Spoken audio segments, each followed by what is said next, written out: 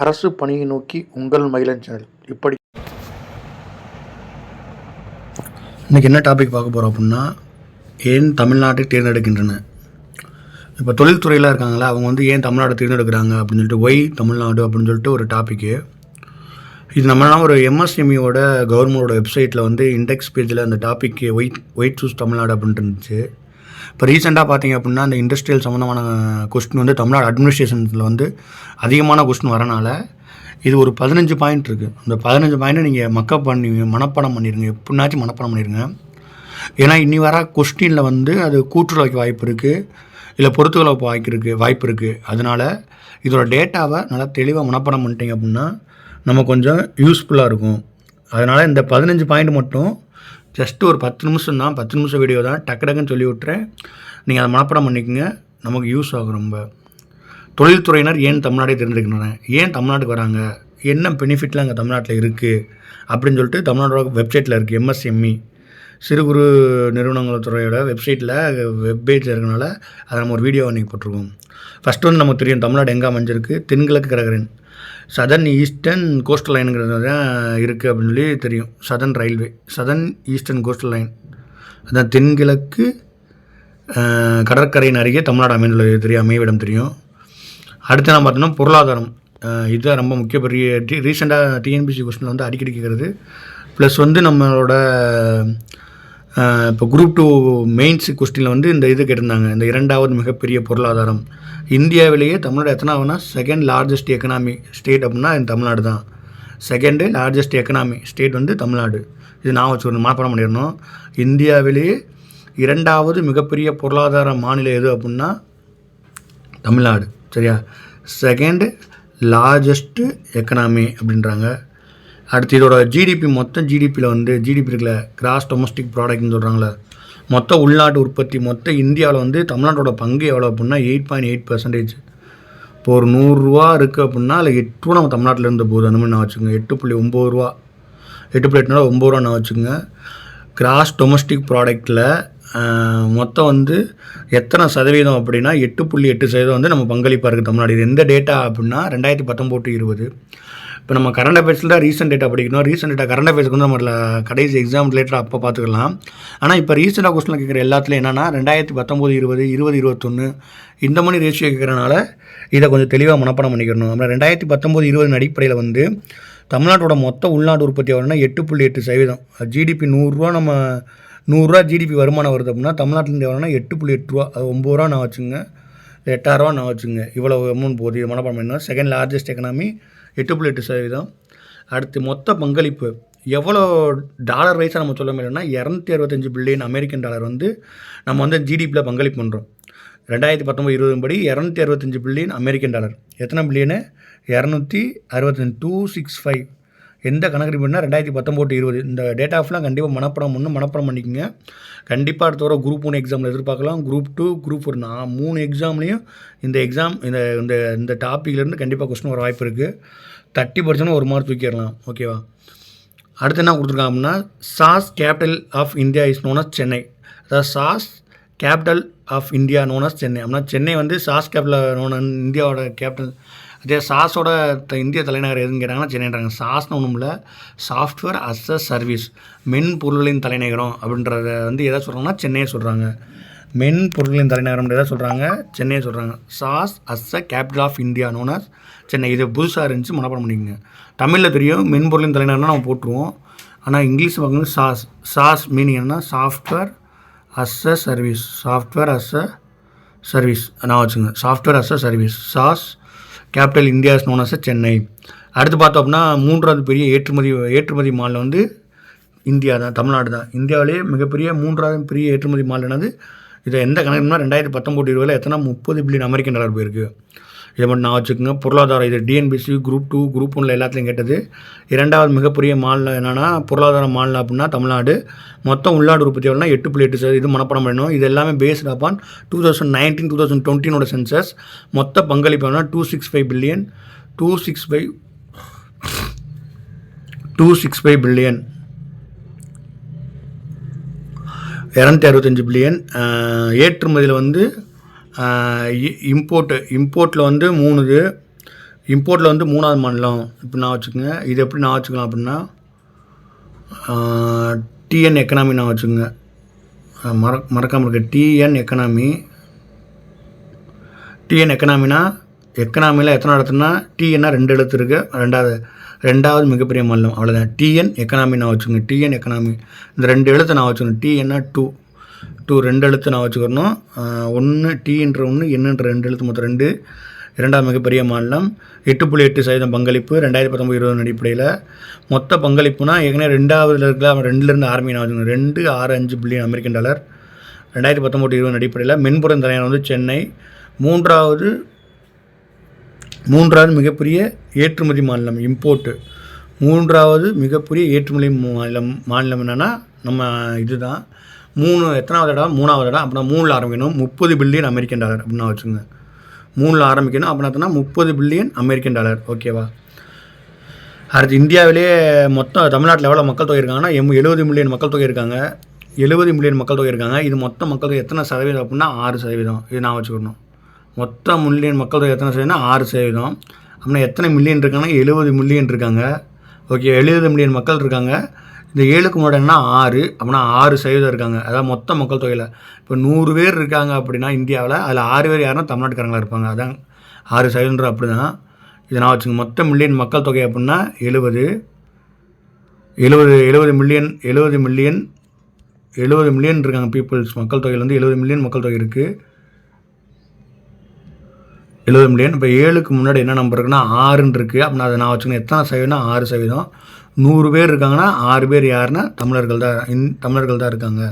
தமிழ்நாட்டுக்காரங்களாக தான் இருக்காங்க அப்படின்றாங்க. அடுத்து பரப்பளவு பார்த்தோம்னா 1,30,000 சதுர கிலோமீட்டர். உங்களுக்கு தெரியும். பரப்பில் எத்தனை இடத்துல இருக்குன்னா 10வது மிகப்பெரிய மாநிலம். இதுவும் தெரியும். 1,30,000 சதுர கிலோமீட்ரு 10வது மிகப்பெரிய மாநிலம். சரியா? இதில் வந்து நம்மளோட அந்த 1,30,000 சதுர கிலோமீட்டர் தமிழ்நாடு பரப்பளவில் நம்ம எவ்வளோ வந்து கடல் பரப்பை ஷேர் பண்ணுறோம் அப்படின்னு சொல்லி பார்த்தோம் அப்படின்னா 15%. எவ்வளோ கடல் பரப்பை ஷேர் பண்ணுறோம் அப்படின்னா 15%. எத்தனை சதவீதம்? 15%. 50% of share of coast Indian coastal guard நான் வச்சுக்கிறேன். அப்படின்னா எவ்வளவு? பரப்பில் எத்தனை மாநிலமாக இருக்கும் அப்படின்னா 10வது மாநிலமாக இருக்கும். அதோட 5 கூட்டினீங்கன்னா 15. கடலில் வந்து 15% நம்ம ஷேர் பண்ணுறோம். இந்தியன் கோஸ்ட் லைனில் வந்து எத்தனை சதவீதத்தை நம்ம இந்த 1,30,000 ஷேர் பண்ணுறோம்னா 15%. அடுத்து எம்எஸ்எம்இ சிறு குறு நடுத்தர நிறுவனங்கள். இதில் வந்து எத்தனை நிறுவனங்கள் பதிவு பெற்றிருக்காங்க அப்படின்னா கண்டிப்பாக அதெல்லாம் படிச்சுக்கணும். தமிழ்நாடு எக்கனாமியில் வந்து இப்போ குரூப் 1ல் வந்து 50 கொஸ்டினும் 40 கொஸ்டினும் கேட்பாங்க. அப்போ இதெல்லாம் கேட்க வாய்ப்பு இருக்குது. அதனால் நல்லா தெளிவாக படிச்சுக்கோங்க. எம்எஸ்எம்இயில் மொத்தம் எத்தனை நிறுவனங்கள் பதிவு அப்படின்னு சொல்லி பார்த்தோம் அப்படின்னா 23.6 லட்சம் நிறுவனங்கள் பதிவு. 23.6 லட்சம். 236 இப்போ நான் வச்சுக்கிறோம். 236 ஏற்கனவே 265 ஒன்று பார்த்தோம். அது வந்து மொத்த உள்நாட்டு உற்பத்தி. இந்த 236 அப்படின்றது பார்த்தோம் அப்படின்னா எம்எஸ்எம்இ சிறு குறு நடுத்தர நிறுவனம் பார்க்கணும். 3 நிறுவனம் இருக்கணும். சிறு குறு நடுத்தர நிறுவனம் அப்படின்னா சிறு குறு நடுத்தர நிறுவனம் இருக்கா அப்படின்னா 3 வரணும். 3 நம்பரு 2 2 3 2க்கு அப்புறம் 3 2 3 இருக்குன்னா 6 அப்படின்னா 23.6 லட்சம் நிறுவனங்கள் பதிவு. இந்த நம்பர் நான் வைக்கிறக்காண்டி 2-3 நிறுவனம் இருக்கும் அப்படின்னு நான் வச்சுக்கணும். 23.6 2 3 6 அப்படின்னா 23.6 லட்சம் நிறுவனங்கள் பதிவு. இதன் மூலம் எவ்வளோ லட்சம் கோடி நமக்கு முதலீடு வந்திருக்கு அப்படின்னா 2.73 லட்சம் கோடி. 2-3 பார்த்தோமா, அந்த 3 எங்கிட்ட போட்டு 6ஓட ஒன்று கூட்டிட்டோம்னா 7. 2.73 லட்சம் கோடி வந்து முதலீடு வந்திருக்கு. என்ன எல்லாம் கேட்பாங்க. நீ ஏற்கனவே இப்போ தமிழ்நாடு அட்மினிஸ்ட்ரேஷன் வந்து ஃபுல்லாக உள்ளறதுனால இந்த டீட்டெயிலாக ரொம்ப முக்கியம். சரி, எவ்வளோ பதிஞ்சிருக்காங்க அப்படின்னா 23.6 லட்சம் நிறுவனங்கள் பதிவு பண்ணியிருக்காங்க. எவ்வளோ இதன் மூலம் முதலீடு வந்திருக்கு அப்படின்னா 2.3 லட்சம் கோடி முதலீடு வந்திருக்கு. சிறு குறுன்றது 3, சிறு குறு நடுத்தரம் சொல்லி 3 நிறுவனம் வரும். அதான் 2 to 3 நிறுவனம் இருக்கும். அப்படி நான் வச்சுட்டு 23.6 லட்சம் பதிவு. இப்போ வந்து எவ்வளோ கோடி லட்சம் கோடி முதலீடு வந்திருக்கு அப்படின்னா அந்த 6 தூக்கி அங்கிட்டு போட்டு 3 தூக்கி அங்கிட்டு போட்டு நடுவில் 7 போட்டுடணும். அப்படின்னா 2.73 லட்சம் கோடி வந்து உங்களுக்கு வந்து முதலீடு வந்திருக்கு. அடுத்து எஃப்டிஐ ஃபாரின் டைரக்ட் இன்வெஸ்ட்மெண்ட், அந்நிய நேரடி முதலீடு. அந்த அந்நிய நேரடி முதலீடுன்றது வந்து ரொம்ப ரொம்ப முக்கியம். நம்ம நிறையா அந்த உலகம் பொருளாதார அந்த மாநாடுலாம் நடத்துவாங்க. நிறையா ஃபாரின் டைரக்ட் இன்வெஸ்ட்மெண்ட் வந்து அதிகமாக இருக்கிறதுல வந்து தமிழ்நாடு ரொம்ப முக்கியமாக இருக்குது. குஜராத்துக்கு அடுத்து வந்து அதிகமான முதலீடு இருக்குது அப்படின்றதுனால அந்த பழைய டேட்டாலாம் நமக்கு அதிகமாக சொல்லுவாங்க. இப்போ அதில் வந்து நமக்கு எவ்வளோ இருக்குன்ற நல்லா பார்த்துக்கணும். Foreign direct investment, foreign direct investment. இப்போ எத்தனை எழுத்து இருக்குது? 3 எழுத்து இருக்கா? அப்படின்னா 3 ஆரம்பிக்கும் நான் வச்சுக்கணும். எஃப்டிஏ அப்படின்னு வச்சுக்கணும். எஃப்டிஏ 3 எழுத்து இருக்கா? 3 நான் வச்சுக்கணும். 3க்கு அப்புறம் 2, அவ்வளோ 32.20 billion American dollar. 32.20 billion American dollar. நல்லா நான் வச்சுக்கோங்க. எஃப்டிஏனா 3 எழுத்து, அதுக்கப்புறம் 2 இது மட்டும் நான் வச்சுக்கோங்க. 32 billion American dollar. 32 billion American dollar. ஏன்னா எக்ஸாமில் கேட்டாங்க அப்படின்னா நம்ம அடிக்கிறக்காண்டி டக்குன்னு போய் எக்ஸாமில் பார்க்கும்போது டேட்டா நம்ம மனப்பாடம் பண்ண முடியாது. அப்போ அந்த பேரை வச்சு நான் வச்சுக்கணும். இப்போ எஃப்டிஏ அப்படின்னா 3 எழுத்து இருக்குது அப்படின்னா 3ல் ஆரம்பிக்கணும். 32.20 பில்லியன் அமெரிக்கன் டாலர். இது எந்த வருஷத்தில் இருந்து நம்மகிட்ட கையிருப்பு அப்படின்னா 2020 ஏப்ரல்லேருந்து இருக்குது. மொத்தம் எவ்வளோ பேர் படிச்சிருக்காங்க அப்படின்னு சொல்லி பார்த்தோம் அப்படின்னா 51.8 பேர். எவ்வளோ படிச்சிருக்காங்க? 51.8 மில்லியன். மொத்தம் 70 மில்லியன் தான் மக்கள் தொகை தமிழ்நாட்டில் இருக்குது. அதில் எவ்வளோ பேர் படிச்சிருக்காங்க? 51 பேர். 70 பேர் இருக்காங்கன்னா அதில் 51 பேர் படிச்சிட்டான் அங்கே. அப்போனா இது எத்தனை சதவீதம்னா 80% முடிச்சிட்டாங்க. புரியுதா? அவ்வளோ 50னா 35, 80னா அந்த 50 வரும். ஓகேங்களா? அவ்வளோதான் அப்படின்னா வச்சுக்கோங்க. எவ்வளோ பேர், ஏன்னா நம்ம இந்த சதவீதத்தில் படிச்சிருப்போம் 80.09% அப்படின்னு சொல்லிட்டு சதவீதத்தில் படிச்சிருவோம். திடீர்னு மக்கள் தொகையில் கேட்டாங்கன்னா நமக்கு தெரியாமல் போயிடும். ஓகேங்களா? அப்போ எவ்வளோ பேர் படிச்சிருக்காங்க அப்படின்னா 51.8% பேர் படிச்சிருக்காங்க. ஓகே, அடுத்து பார்த்தோம்னா இது ரொம்ப முக்கியம். தொழிற்சாலைகள். தமிழ்நாட்டில் இந்தியாவிலே அதிக தொழிற்சாலை கொண்ட மாநிலம்னா நம்ம தமிழ்நாடு தான். இது கேட்கலாம், இதெல்லாம் எதுக்கு நம்ம படிக்கிறோம் அப்படின்னா கூற்று வகை. நம்ம கூற்று அதிகமாக கேட்க ஆரம்பிச்சிட்டாங்க. அப்போ கொடுத்துட்டு 1 மற்றும் 2 ரைட்டு, 2 மற்றும் 3 ரைட்டு, 3 மற்றும் 4 ரைட்டு, இவற்றை ஏதும் கரெக்டு இல்லை அப்படின்ற நமக்கு நான் ஆன்சர் போடணும் அப்படின்னு எடுக்கணும்னா நம்ம தமிழ்நாடு அட்மிஷன் சம்மந்தமாக நிறையா படிக்கணும். எக்கச்சக்கமானது படிக்கணும்.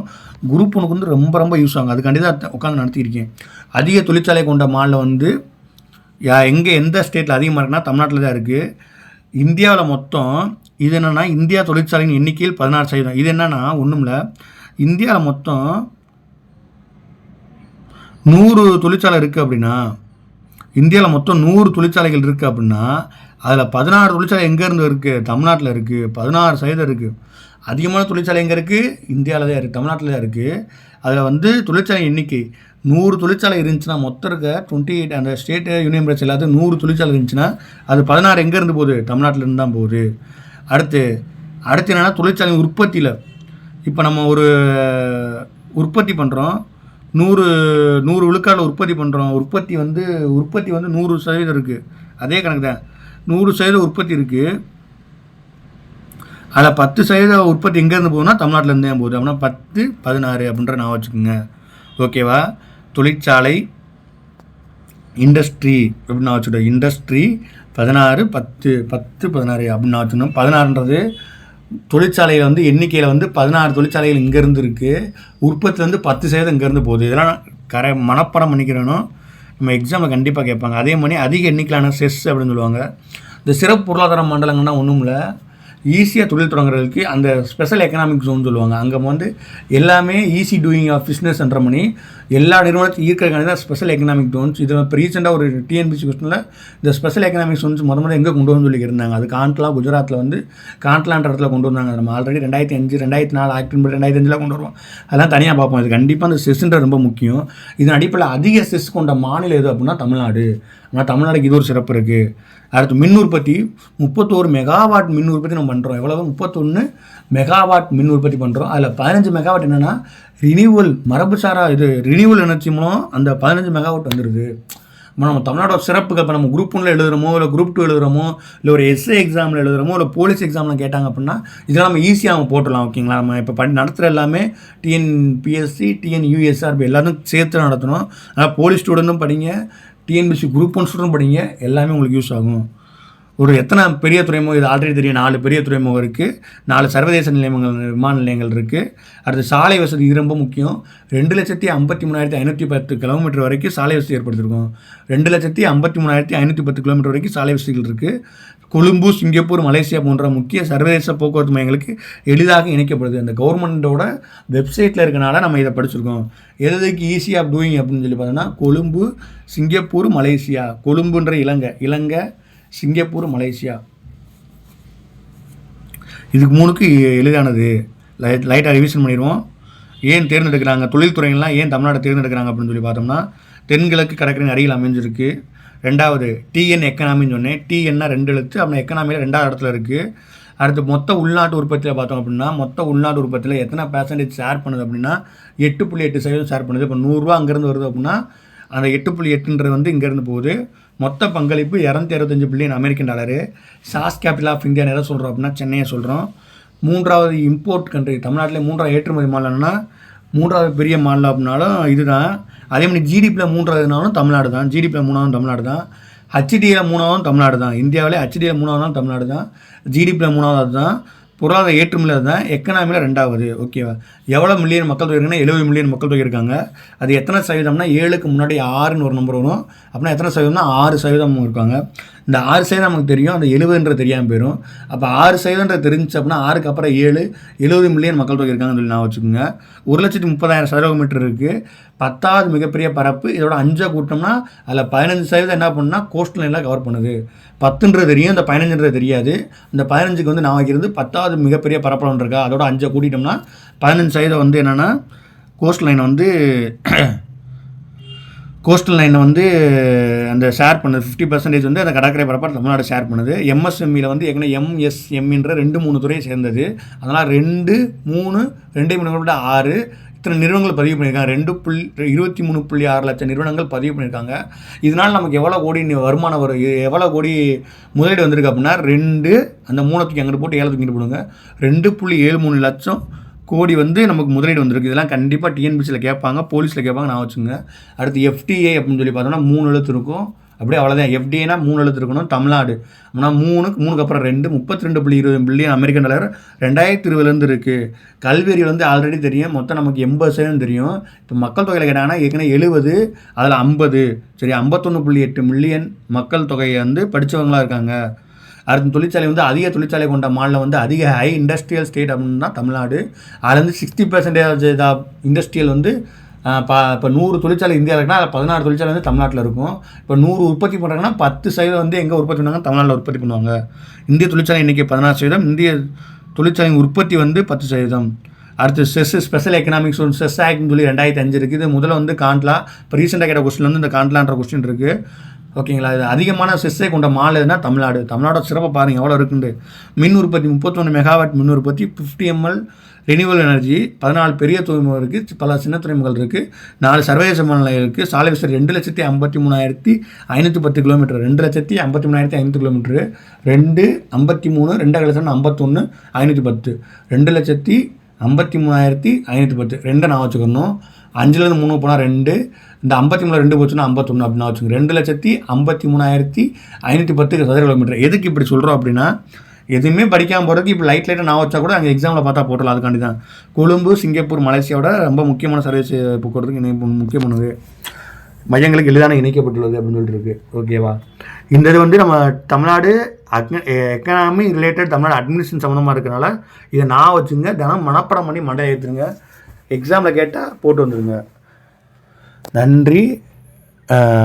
இப்படிக்கு உங்களுக்கு எல்லா வீடியோ நான் போட்டுக்கிறேன். நீங்கள் ஸ்கிப் பண்ணாமல் வீடியோ மட்டும் பாருங்கள் போதும். இப்போ ரீசனாக நம்ம முக்கியமான சேனலோட எய்மே நம்ம கரண்ட் அஃபேர்ஸ் எதுவுமே படிக்க மாட்டோம். அதனால் அந்த கரண்ட் அஃபேர்ஸ் ரிலேட்டடாக டாப்பிக்கில் நடத்துகிறோம். அதனால் நீங்கள் படிச்சிங்க அப்படின்னா, படிக்காமல் இருந்தீங்க அப்படின்னா படிச்சுக்கோங்க. ஏற்கனவே படிச்சிருந்தீங்க அப்படின்னா ரிவிஷன் பண்ணிக்கோங்க. ஓகேங்களா? நன்றி. இப்படிக்கு அருண், உங்கள் மகிழன் சேனலிருந்து.